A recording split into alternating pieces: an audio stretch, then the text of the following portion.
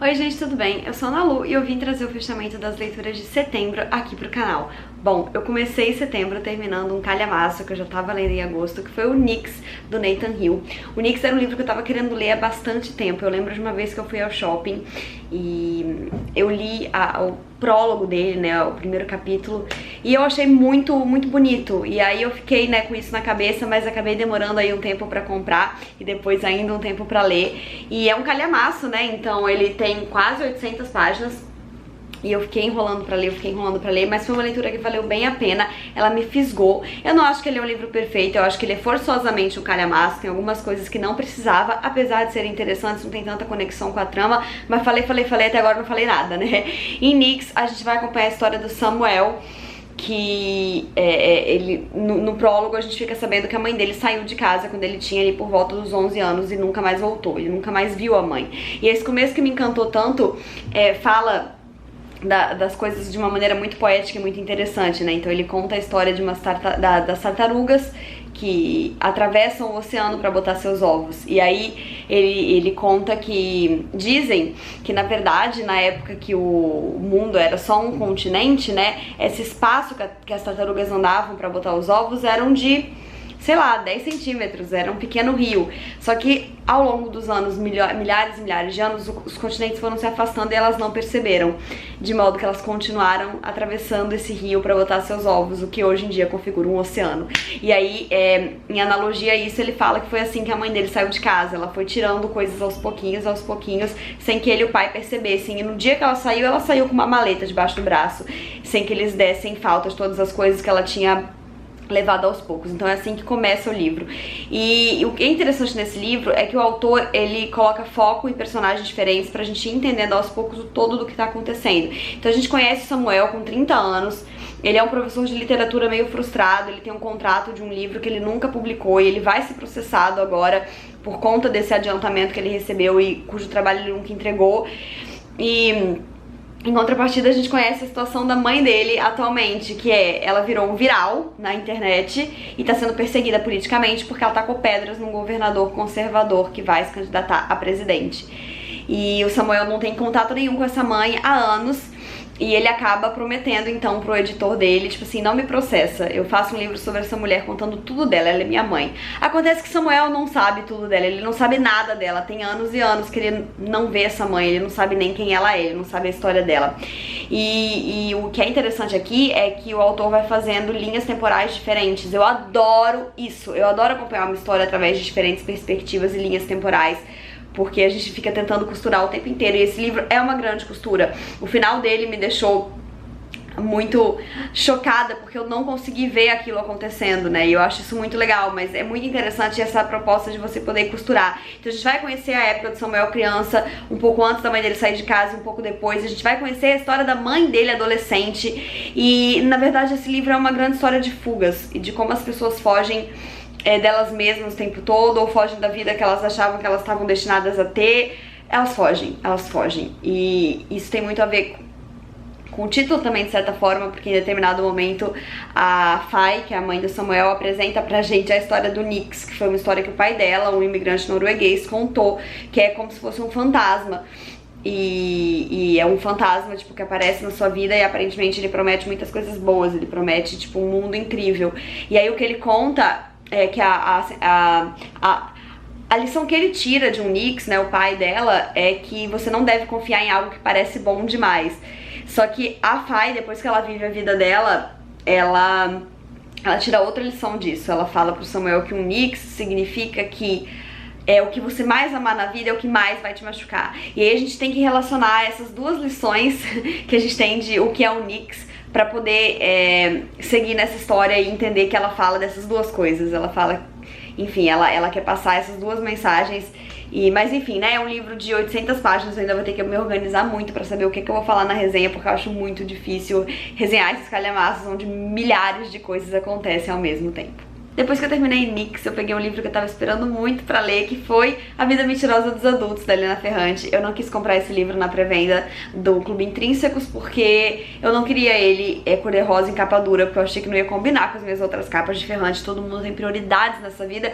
Então eu esperei setembro ansiosamente pelo momento em que eu ia poder pegar esse livro na mão. E o que temos aqui, né? Temos Ferrante fazendo o que ela faz de melhor, que é trazer histórias perturbadoras envolvendo mulheres e situações da vida de uma mulher na sociedade, e Nápoles versus o resto da Itália, e muitas críticas sociais. Só que aqui ela traz, é quase um YA pesadíssimo, um YA Ferranter, mas aqui a gente tem pela primeira vez uma protagonista bem novinha.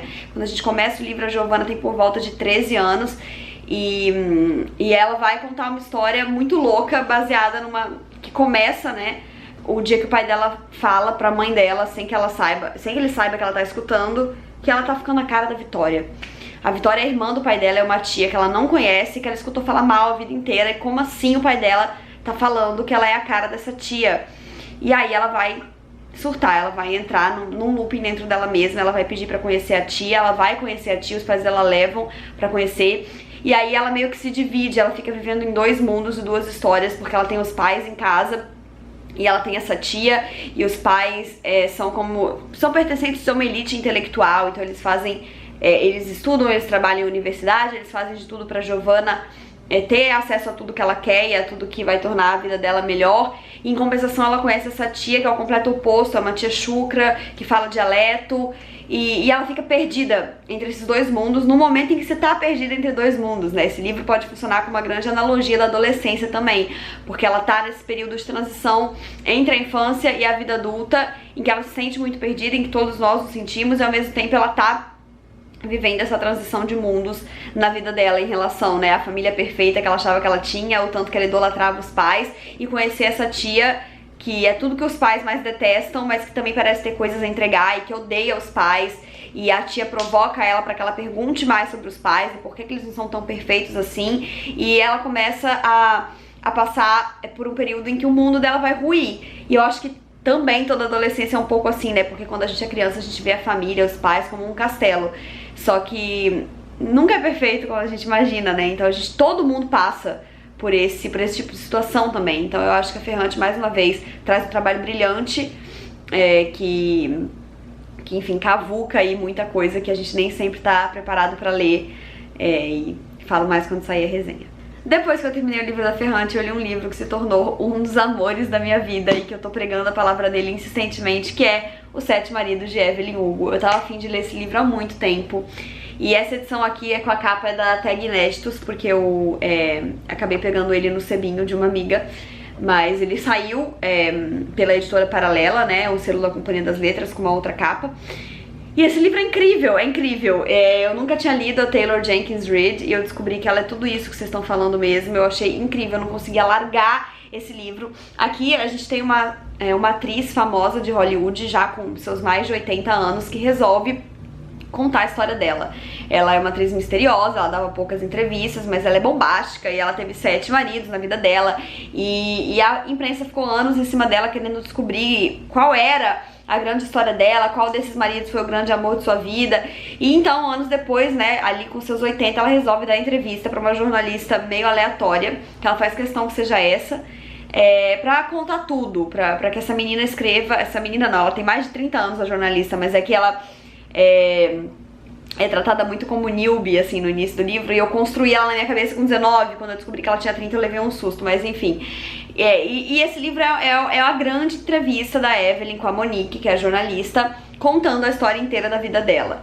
Então ele é quase como um documentário, assim, e a vida da Evelyn é realmente bombástica e incrível, e o livro é dividido em 7 capítulos, cada um relativo ao marido.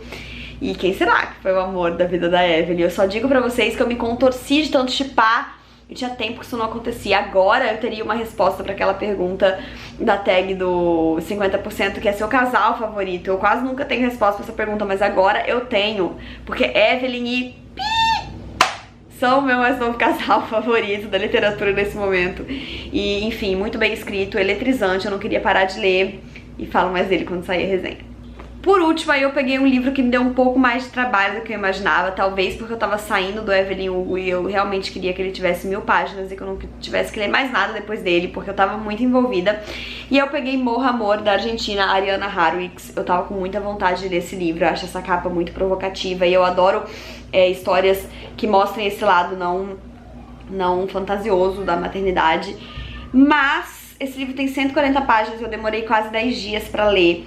Ele não me pegou na escrita, eu achei o ritmo lento. Ele é muito, muito, muito interior, então a gente tá o tempo todo na cabeça da personagem. E ela não tá bem, claramente, ela tá aí num processo de depressão pós-parto, com certeza. E ela fica o tempo inteiro pensando ali naquela vida dela, nas pequenas atitudes do dia a dia, no marido que ela não suporta, mas ela ama e tem pavor de se divorciar. E no bebê que ela ama porque ela é a mãe, mas ela não entende direito o que é isso, ela não sabe se ela queria. Ela é uma imigrante, ela tá morando numa cidadezinha do interior do sul da França e ela acha tudo aquilo muito esquisito. Ela vive ali numa casa com bastante mata por perto, e aí ela acaba criando uma relação com um cervo que passa por ali, e aí eu também já não sei se isso era metáfora, se não era, e eu não peguei, porque esse livro realmente foi difícil pra mim. Ela escreve de uma maneira que eu não acessei tão bem, e eu vou ter que estudar um bocado antes de fazer a resenha. Ainda assim, ela me deixou com uma fagulha de curiosidade pra ler os outros 2 livros dessa trilogia, né, que o segundo é o Débil Mental. Se eu não me engano, é uma trilogia que fala de histórias de maternidade fora do romântico, né, então não é com a mesma personagem e tal. Ainda assim fiquei com fagulha de ler os outros, mas foi um livro bastante difícil pra mim, que eu demorei bastante pra ler e que eu tenho certeza que eu não compreendi no seu todo.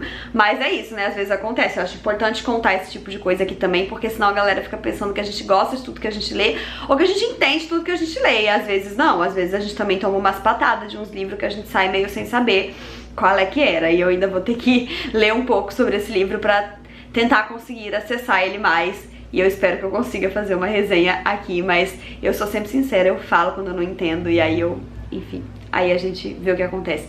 Então foi isso, gente, essas foram as minhas 4 leituras de setembro. Apesar de eu achar que é um pouco, eu acho que tá tudo bem, porque um livro foi um calhamação.